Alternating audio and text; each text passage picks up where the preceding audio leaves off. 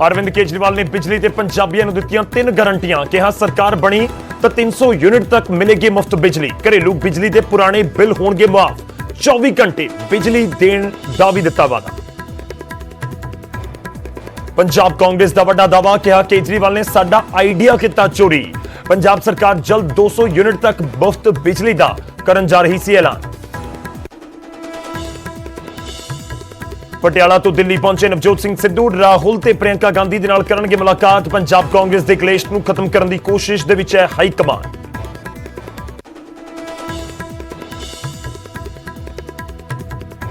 केंद्रीय गृह राज्य मंत्री कृष्ण रेड्डी ने नूं मिले आरपी सिंह ते मनजीत सिंह जीके। कश्मीर दे विच सिख कुड़ियां दे जबरी धर्म परिवर्तन के मामले च मंगी कार्रवाई। कथित नाजायज माइनिंग नूं लैके बठिंडा दे विच यूथ अकाली दल दा प्रदर्शन। मनप्रीत बादल दे दफ्तर दे घिराओ दी कीती कोशिश। कहा जरूरत पई तां सीएम हाउस दा भी करांगे घिराओ। केंद्रीय खेतीबाड़ी मंत्री नरेंद्र तोमर नूं मिले हरियाणा दे खेतीबाड़ी मंत्री जेपी दलाल। खेती ते किसान अंदोलन नूं लैके हुई चर्चा। जलंधर के साबका कौंसलर के कतल मामले च नवा मोड़। दविंदर बंबीहा ग्रुप ने फेसबुक के उत्ते पोस्ट पा के कतल की लई जिम्मेवारी। कहा सुखमीत नूं समझाउण दी कीती सी कोशिश, ना मनण ते कीता कतल।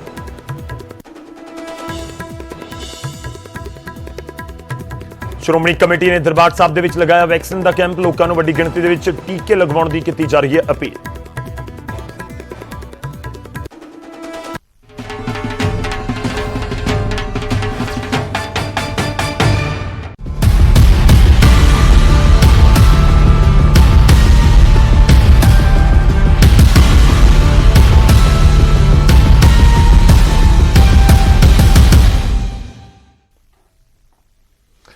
सत श्री अकाल। न्यूज़ 18 पंजाब हरियाणा हिमाचल तुसीं देख रहे हो। गौरव शुक्ला मैं हां तुहाडे नाल। अरविंद केजरीवाल चंडीगढ़ पहुंचे। बिजली के मुद्दे के उत्ते वड्डे ऐलान किते ने। चोण वादियां दा पिटारा अरविंद केजरीवाल ने खोल दिता है, आम आदमी पार्टी ने खोल दिता है ते पंजाब दी सियासत दे विच केजरीवाल दे यह ऐलान जरूर सियासी करंट दौड़ा रहे ने। वड्डी खबर दे नाल ही शुरुआत है। केजरीवाल ने पंजाबियों नूं 3 गारंटियां दित्तियां ने। हालांकि नाम इसनूं दिता गया पहली गारंटी, पर बिजली के मुद्दे के उत्ते 3 गारंटियां दित्तियां गईयां ने। अरविंद केजरीवाल चंडीगढ़ पहुंचे, प्रेस कॉन्फ्रेंस की ते इस दे विच उन्होंने जो जिक्र किए एक एक करके तुहाडी टीवी स्क्रीन के उत्ते आउणगे सारे ऐलान। पहला ऐलान जो गारंटी 3 गारंटियां जो बिजली के मुद्दे उत्ते दित्तियां ने।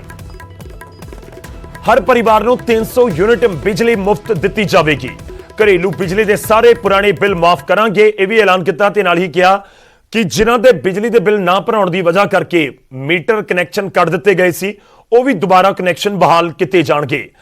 ते नाल यह भी ऐलान किया कि 24 घंटे दे विच जिहड़ी 24 घंटे बिजली दित्ती जाएगी, जिहड़े कट ने वो भी बंद हो जाणगे। सरकार बनन दे उत्ते पहली कलम दे नाल तोहफा देंगे। ते उन्होंने यह भी कहा कि मैं पूरी कैलकुलेशन करके बोलदा हां, बिजली समझौतियां दे उत्ते 2 दिन दे विच फैसला कर देवांगे। सरकार बनन दे उत्ते 300 यूनिट तो बाद बिजली का बिल लगेगा।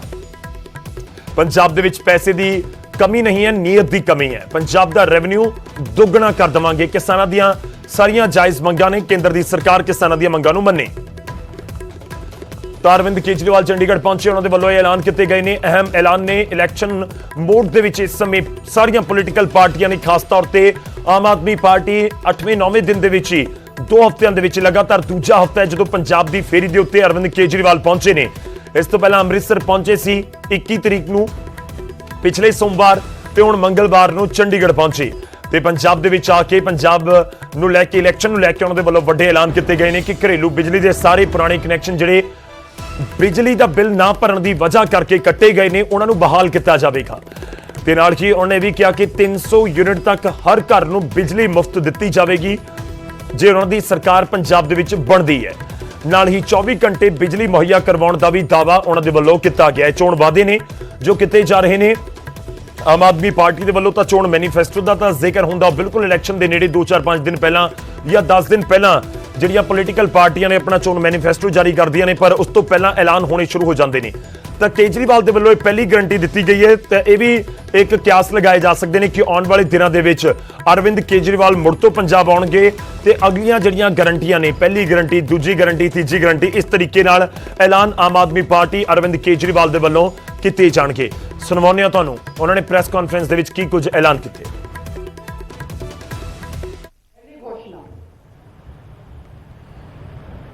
आम आदमी पार्टी की पंजाब में सरकार, पंजाब में आम आदमी पार्टी की सरकार हर परिवार को 300 यूनिट तक बिजली मुफ्त देगी। मुझे लगता है हमारी जो हमने कैलकुलेशन की है, पंजाब के लगभग 80% लोगों की, 77 से 80% लोगों की बिजली का बिल जीरो हो जाएगा। दूसरा बड़ा ऐलान, जैसा मैंने बताया, ऐसे बहुत सारे लोग हैं जिनके अनाप शनाप गलत बिल आए हैं। एक आदमी, गरीब आदमी जिसके घर में एक पंखा 2 बल्ब हैं, उसका 50,900 रुपए का बिल कैसे आ सकता है? नहीं आ सकता, बिल गलत है। जितने पुराने बिल हैं डोमेस्टिक के, जितने पुराने बिल हैं सारे माफ किए जाएंगे। जिन जिन लोगों के पुराने पेंडिंग बकाया बिल हैं, एरियर हैं डोमेस्टिक के, सारे माफ किए जाएंगे। और तीसरी सबसे बड़ी बात, पंजाब में सरप्लस बिजली मिलती है। पंजाब में ज्यादा बिजली उत्पादन होता है, कम खपत है, उसके बावजूद भी बिजली कट लगते हैं इतने बड़े बड़े।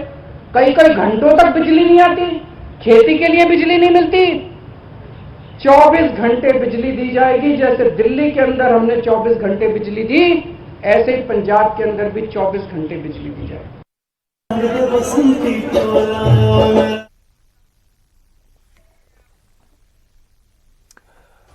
ਤਾਂ ਆਮ ਆਦਮੀ ਪਾਰਟੀ ਦੇ ਵੱਲੋਂ ਅਰਵਿੰਦ ਕੇਜਰੀਵਾਲ ਦੇ ਵੱਲੋਂ ਇਹ 3 ਐਲਾਨ ਕੀਤੇ ਗਏ ਨੇ। ਸਿੱਧਾ ਚੱਲਦੇ ਹਾਂ ਹੁਣ ਰੋਹਿਤ ਬੰਸਲ ਸਾਡੇ ਸਹਿਯੋਗੀ ਸਾਡੇ ਨਾਲ ਨੇ। ਇਹਨਾਂ ਵਾਅਦਿਆਂ ਦੇ ਉੱਤੇ, ਚੋਣ ਵਾਅਦਿਆਂ ਦੇ ਉੱਤੇ ਗੱਲਬਾਤ ਉਹ ਕਰ ਰਹੇ ਨੇ ਆਮ ਆਦਮੀ ਪਾਰਟੀ ਦੇ ਆਗੂਆਂ ਦੇ ਨਾਲ।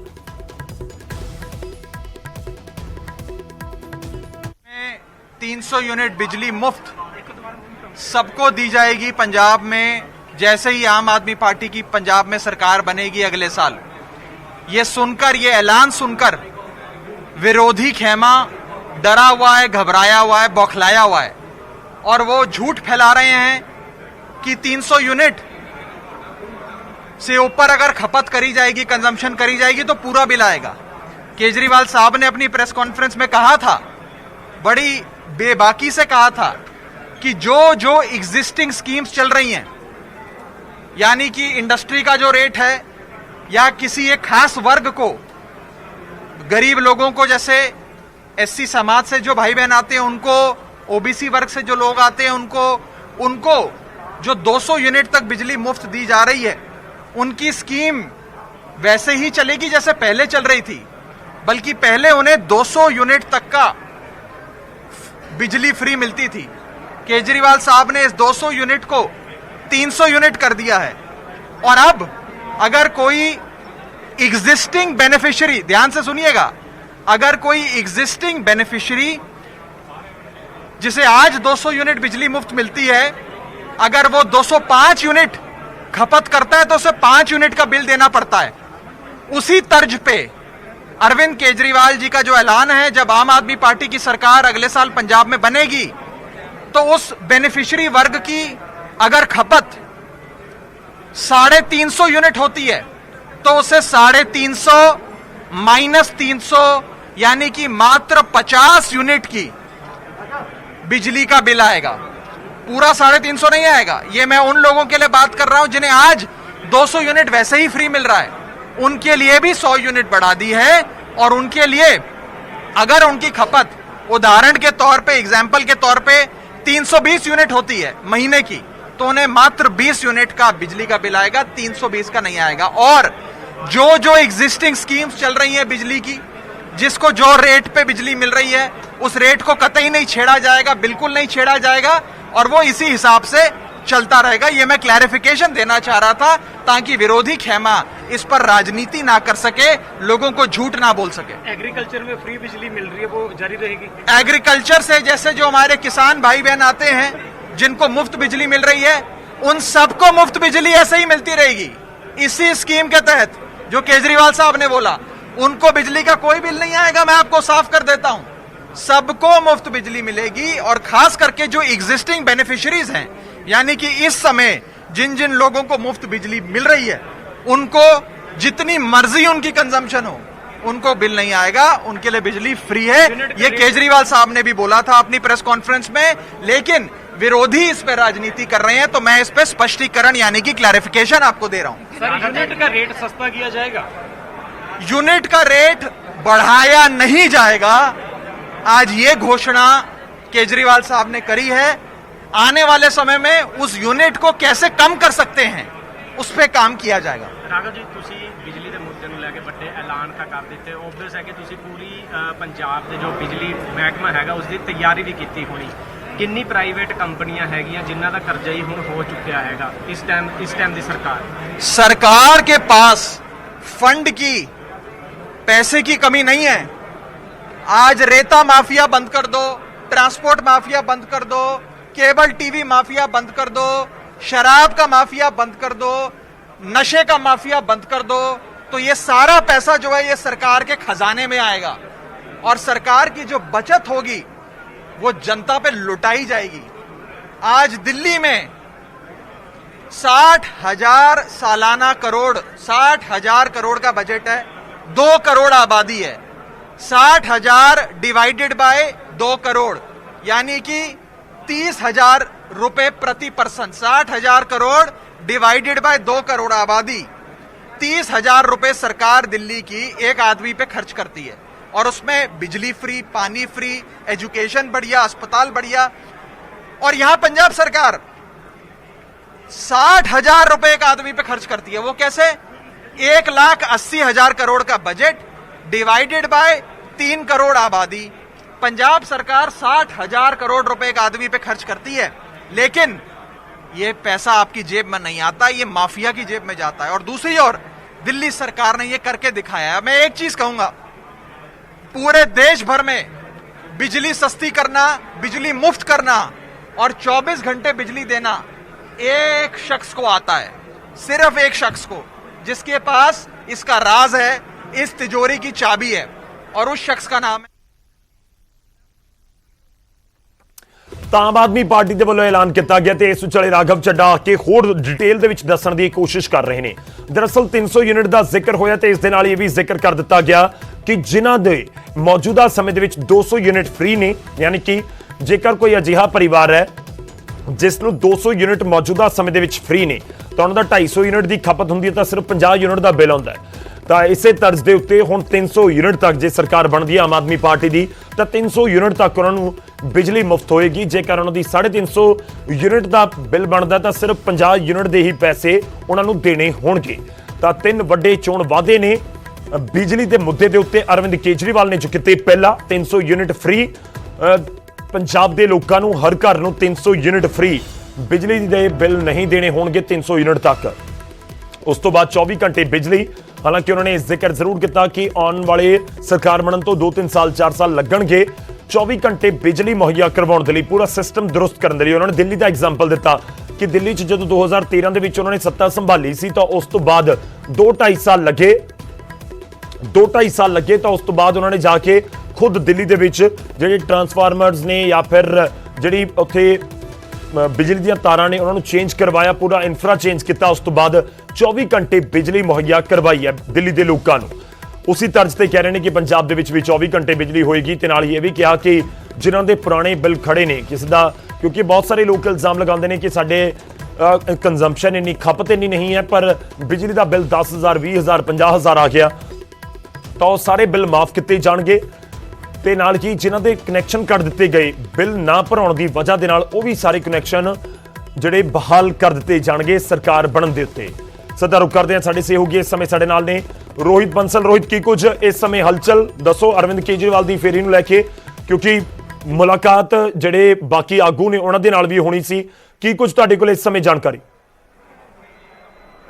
ਜੀ ਬਿਲਕੁਲ ਗੌਰਵ, ਇਸ ਵਕਤ ਜਿਹੜਾ ਤੁਹਾਨੂੰ ਮੈਂ ਕਮਰਾ ਦਿਖਾ ਦਿੰਦਾ, ਕਮਰੇ ਦੇ ਬਾਹਰ ਦੀਆਂ ਤਸਵੀਰਾਂ ਜਿਹੜੀ ਇਸ ਵਕਤ ਕੇਜਰੀਵਾਲ ਦੀ ਮੀਟਿੰਗ ਹੈ ਉਹ ਸਾਹਮਣੇ ਬਿਲਕੁਲ ਕਮਰੇ 'ਚ ਚੱਲ ਰਹੀ ਹੈਗੀ। ਔਰ ਦੂਜੇ ਪਾਸੇ ਜੇਕਰ ਗੱਲ ਕਰੀ ਜਾਵੇ ਤਾਂ ਅੱਜ 3 ਬੇहद ਅਹਿਮ ਐਲਾਨ ਨੇ ਜਿਹੜੇ ਉਹ ਕੀਤੇ ਗਏ ਨੇ। ਸਭ ਤੋਂ ਪਹਿਲਾ ਐਲਾਨ ਕਿ 300 ਯੂਨਿਟ ਜਿਹੜੀ ਫ੍ਰੀ ਬਿਜਲੀ ਹੈ ਉਹ ਦਿੱਤੀ ਜਾਏਗੀ। ਦੂਜੇ ਨੰਬਰ ਦਾ ਜਿਹੜਾ ਐਲਾਨ ਹੈਗਾ ਕਿ ਜਿਹੜੇ ਬੰਦਿਆਂ ਦੇ ਬਿੱਲ ਪੈਂਡਿੰਗ ਨੇ, ਜਿਨ੍ਹਾਂ ਦੇ ਕਨੈਕਸ਼ਨ ਬਿਜਲੀ ਦੇ ਕੱਟ ਦਿੱਤੇ ਗਏ ਨੇ, ਉਹਨਾਂ ਦੇ ਜਿਹੜੇ ਕਨੈਕਸ਼ਨ ਆ ਉਹ ਇੱਕ ਵਾਰ ਫਿਰ ਤੋਂ ਬਹਾਲ ਹੈ ਜਿਹੜੇ ਉਹ ਕੀਤੇ ਜਾਣਗੇ। ਔਰ ਇਸ ਦੇ ਨਾਲ ਹੀ ਜਿਹੜੀ ਤੀਜੀ ਚੀਜ਼ ਹੈਗੀ ਉਹ ਕਹਿ ਗਿਆ ਕਿ 24 ਘੰਟੇ ਜਿਹੜੀ ਬਿਜਲੀ ਹੈਗੀ ਉਹ ਦਿੱਤੀ ਜਾਏਗੀ ਪੰਜਾਬ ਦੇ ਸਾਰੇ ਲੋਕਾਂ ਨੂੰ। ਜੇਕਰ ਪਹਿਲੇ ਦਾ ਐਲਾਨ ਕਰੀਏ ਤਾਂ ਇੱਕ ਜਿਹੜਾ 605 ਬਣਿਆ ਹੋਇਆ ਸੀ ਕਿ ਬਹੁਤ ਸਾਰੇ ਲੋਕਾਂ ਨੂੰ 200 ਯੂਨਿਟ ਬਿਜਲੀ ਫ੍ਰੀ ਹੈ।